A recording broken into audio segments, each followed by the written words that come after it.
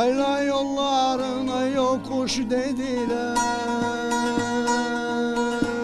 Aman aman, ak kızın kolunu yapış dediler.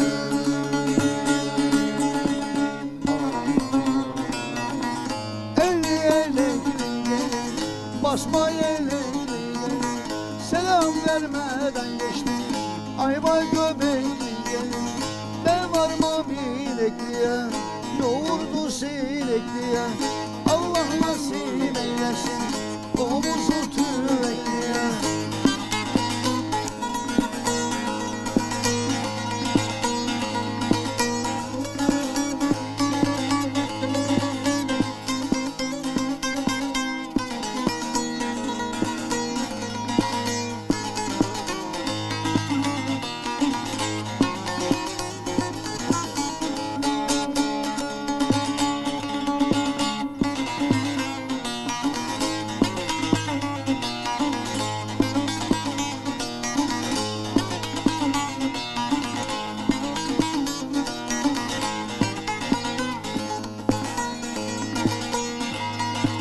Yayla yollarında göç katar katar.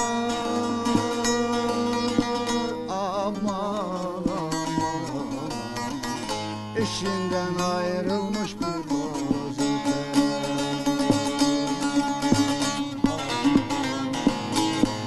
Eli eli basma yelekli gelin, selam vermeden geçti ayva göbekli gelin.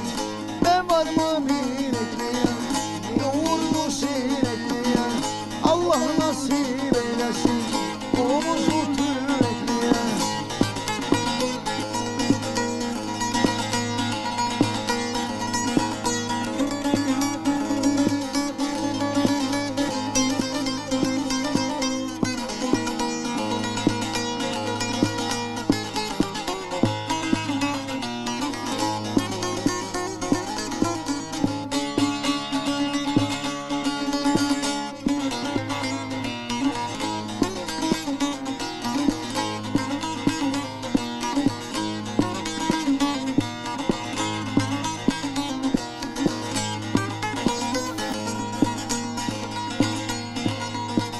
Ardıç arasında biter budaklar.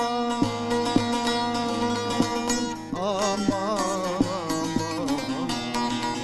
Honaz kirazını dönmüş